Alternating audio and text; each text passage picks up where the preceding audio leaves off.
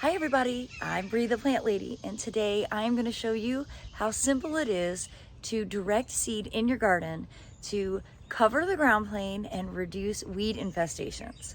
Now this is especially important in the summer season, so there are a lot of weeds that will really take over your beds if you allow there to be a bunch of open mulch space. And mulch space isn't very interesting. You can always use something more to engage that ground plane by growing plants that you love, either because they're ornamental or because they're edible.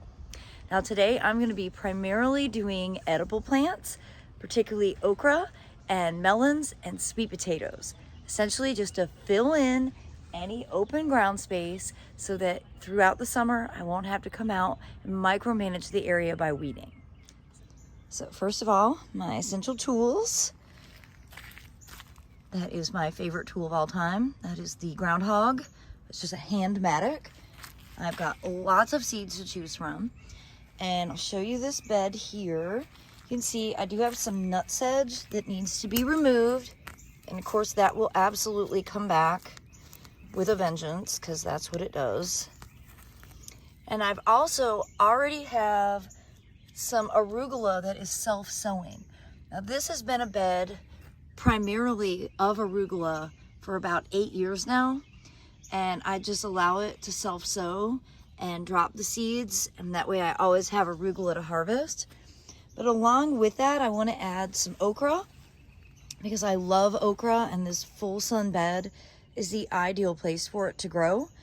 And I also have some sweet potatoes that I think will just be great as, you know, meandering ground covers. Plus they have dark purple foliage, which I think will look really nice against the bright green of the arugula that is self-sowing. To keep things super simple, I am going to do Simpson okra, which I bought from Commonwealth Seed Growers. And I'm gonna go ahead and sow this entire seed pack. And I'm gonna get this entire tray of Manahee Treasure Island sweet potatoes installed as well. I think with the okra, the sweet potatoes, and the self-sowing arugula, be a perfect complement to the perennials that are growing in here, which include asparagus and of course ornamental bananas.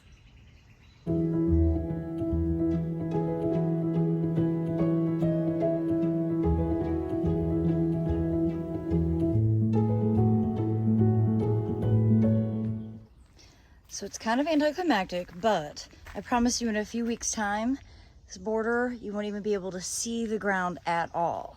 And that's always my goal. And I do that in both sun and shade. As you can see along this border, we have some native and non-native plants that are basically growing to fill in that ground plane and make it so that we don't get huge weed infestations. Now yesterday, I went ahead and did this just in time for a thunderstorm. I did not get it captured on film. But in this bed, I went ahead and direct seeded zinnias and tithonia. And I also did more okra to basically just kind of pop up out of that sort of ground cover of flowers. I think it's gonna look really great. Of course, all these panicle hydrangeas appreciate having more light since I really cut down a lot of the other trees and shrubs that are in here, including this mulberry and this salix, Mount Osso. And I was just debating, and I think I'm gonna go ahead and actually trim this to be a single stem so that it'll have a little bit more better structural integrity growing out. As you can see, this bed does not have very much room. Now, we could totally make it bigger if I removed some of this hardy sedum. It's just kind of like taking over. But honestly, for right now, I think just raking out this midsection and planting again a couple of seeds of okra because I love okra, and then actually doing this as a ground cover of peanuts. And the reason I want to do peanuts is because I still have 2 different varieties that I purchased from Southern Exposure Seed Exchange. And I think in here, we're gonna do the Fastigiata Pinstriped. And I'm also gonna add some of my all-time favorite okra, Puerto Rican Evergreen, which I got from Utopian Seed Project a couple of years ago. I think peanuts and okra together are gonna look really great. They're both drought tolerant and heat tolerant. It's exactly what I need for a late June planting that will be in the ground for the rest of the summer.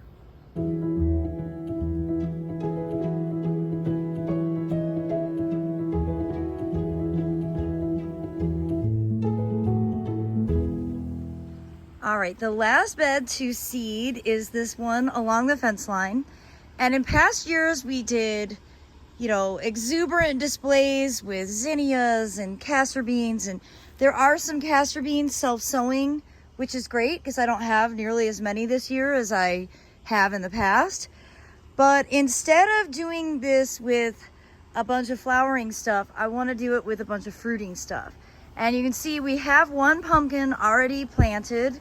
It's doing well, and that gave me the idea to just go ahead and fill this up with a big random mix of different squashes and melons, which I bought an absurd collection of when I was at the Georgia Organics trade show back in the winter. So let me show you what I have.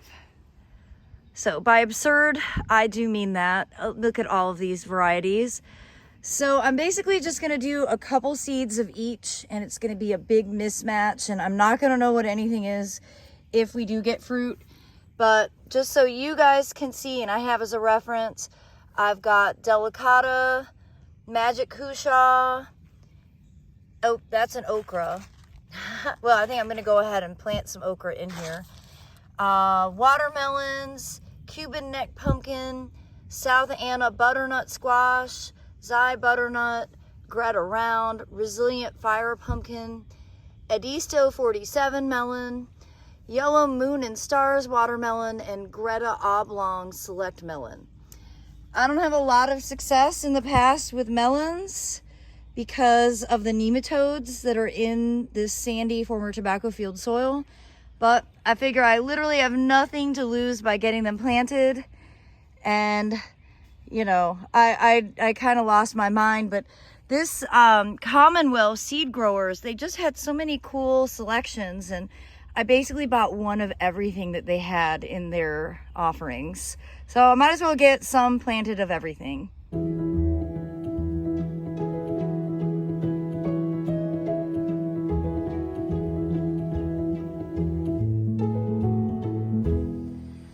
In just a few minutes time, I've got all of those different melons and pumpkins represented in this bed.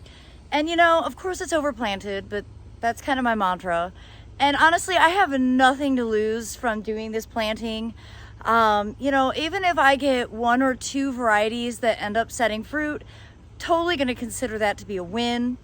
And I really look forward to sharing updates with all of you on this Gardening from Seed project.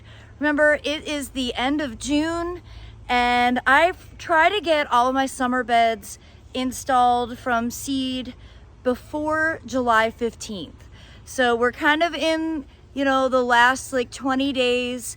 We really only have a couple more beds that need to be replanted, and I'm probably gonna do more of these melons and pumpkins in this extension of the side south property border. Again, just to basically be a ground cover to help reduce any weed infestations. I was noticing in this bed that crabgrass is starting to germinate. And so I know that the vines of these melons and pumpkins will really help shade out any of those problem plants and make it so that the maintenance is significantly easier. Well, as always, thanks so much for watching, everybody. Happy planting and happy gardening from seed.